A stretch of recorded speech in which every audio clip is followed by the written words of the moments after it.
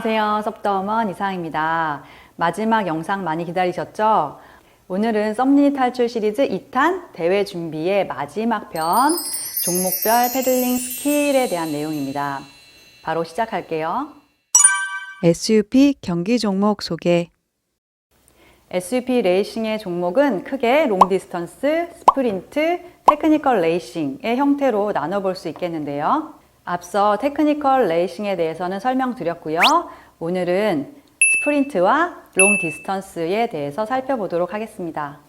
스프린트는 200에서 250m 정도의 짧은 거리를 직선 주로로 달리는 레이싱의 형태를 말하는데요. 그야말로 손에 땀을 쥐게 하는 역동적이고 파워풀한 패들링을 감상하는 즐거움이 있는 종목입니다. SUP의 장거리는 국내 대회에서 연령 기준에 따라 1km, 2km, 4km, 6km, 8km까지 다양하지만 세계선수권 대회 같은 국제 규모의 대회에서는 12km 이상, 15km, 18km, 20km 이상 되는 부문도 있어 물 위의 마라톤이라고 불리울 정도로 힘든 레이싱입니다. 그렇기 때문에 전신의 지구력과 강인한 정신력을 요구하는 경기로 선수들의 패들링 자세를 관찰하며 장시간 동안 코스에 대처하는 선수들의 능력 요소를 관전하는 묘미가 있습니다. 이렇게 거리별 종목에 대해서 알아봤는데요. 이제 스프린트와 장거리의 패들링 방법에 대해서 짚어보도록 하겠습니다. 종목의 패들링 특성. 패들링의 스타일과 방법은 단시간에 파워풀하게 출력을 최대한 발휘해야 하느냐, 지구력을 가지고 장시간 동안 패들링을 유지해야 하느냐의 문제에 따라 달라져야 할 필요가 있습니다. 육상 종목에서도 스프린터와 마라토너에 요구되는 체력적 요소와 주법이 다른 것처럼 SUP에서도 스프린트와 장거리에 요구되는 기술, 즉 패들링의 특성이 다를 거라는 것은 이해하리라 생각됩니다. SUP 스프린트 종목의 특성. 사실 육상 100m 종목은 무산소성 종목이라고 볼 수 있지만 SUP 스프린트는 200m 이상의 거리를 달려야 하기 때문에 완전한 무산소성이라기보다는 근지구력이 필요한 종목이면 틀림이 없습니다. 세계적인 선수들의 200m 기록은 40초 후반대에 포진이 되어 있고요. 동호인 분들이라고 하면 1분 또는 1분 10초, 20초대 안으로 목표를 잡고 연습하시면 좋을 것 같습니다.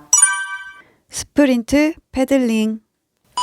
스프린트는 패들링에 필요한 상체와 코어의 강한 파워뿐만 아니라 하체의 단단한 안정성을 기반으로 추진력을 최적화해야 하기 때문에 또 바람의 저항을 최소화하기 위해서도 장거리 패들링에 비해서 낮은 자세를 지속적으로 유지해야 합니다. 또한 짧고 빠른 패들링을 하기 위해서 고관절과 상체의 움직임을 줄이고 케이던스를 높여서 빠른 피치로 패들링을 해야 합니다. 따라서 낮은 자세를 유지할 수 있는 짧은 패들과 한 번의 패들링으로도 많은 거리를 추진할 수 있는 장거리에 비해서는 큰 블레이드의 패드를 사용하는 것이 유리하겠죠. 단, 큰 블레이드는 어깨에 무리를 많이 주어 상해의 위험성이 있기 때문에 신중하게 적용하는 것을 권해요. 전에 스타트 내용에서 스프린트에서는 직선 주로로 곧게 달리는 것이 중요하다고 말씀드렸는데요. 이런 직진성을 높이기 위해서 제이 스트로크나 두 발의 위치를 앞뒤로 갈라놓는 스플릿 스탠스 또는 스태거드 스탠스라고 불리는 발의 위치로 패들링하는 것을 권해드려요. 직진성에 도움이 되는 제이 스트로크와 스탠스에 대해서는 또 다른 영상으로 만들어 보겠습니다. 또 한 가지 고려해야 할 이슈는 한쪽 패들링을 지속하느냐, 좌우의 패들링을 번갈아 가면서 하느냐의 선택의 문제가 있습니다.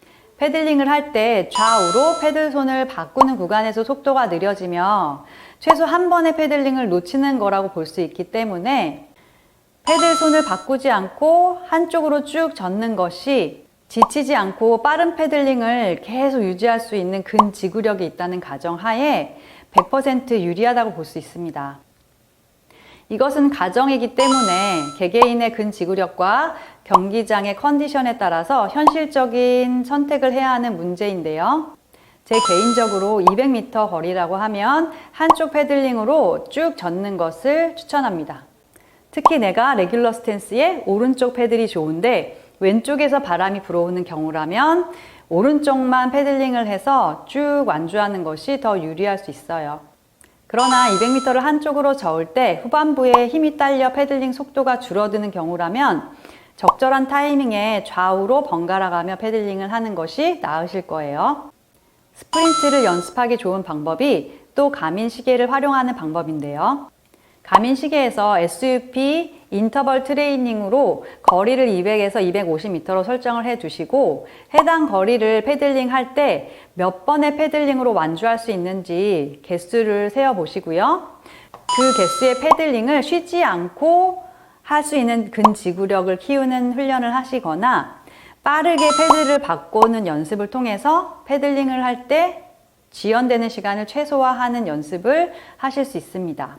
그리고 직진성 연습을 하실 때 맞바람인 경우, 뒷바람인 경우, 측파인 경우 이렇게 다양한 환경에서 연습해 주시는 것도 추천드릴게요. 롱 디스턴스 패들링.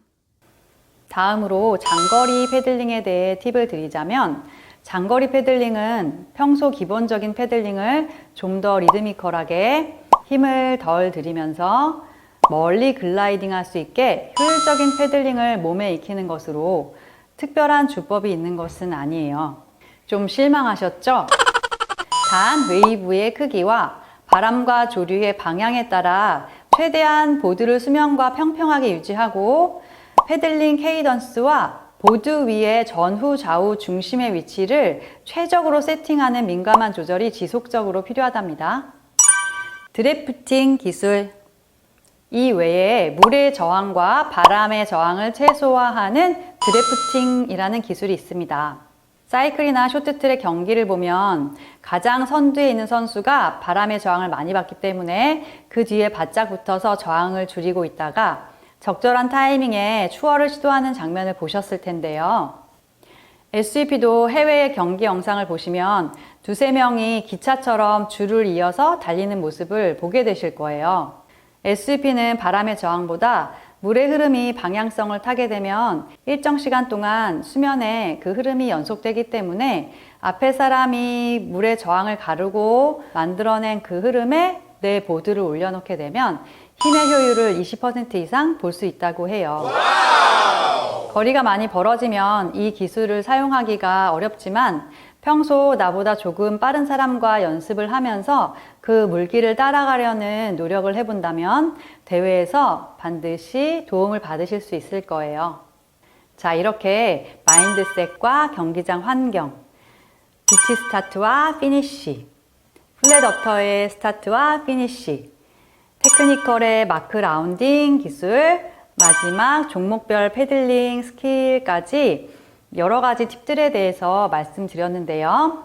한번 보시고는 잘 이해가 되지 않으실 거예요. 제가 주제별로 타임스탬프를 넣어 드릴 테니까 연습하시면서 궁금한 부분이나 필요한 부분만 반복해서 보시기를 권해 드릴게요. 이렇게 끝까지 영상 시청해 주셔서 감사하고요.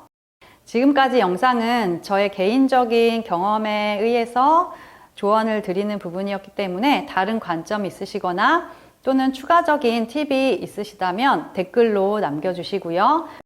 서로 소통하는 채널이 되기를 바랍니다. 감사합니다. 좋아요, 구독, 응원의 댓글 또는 질문의 댓글 부탁드릴게요.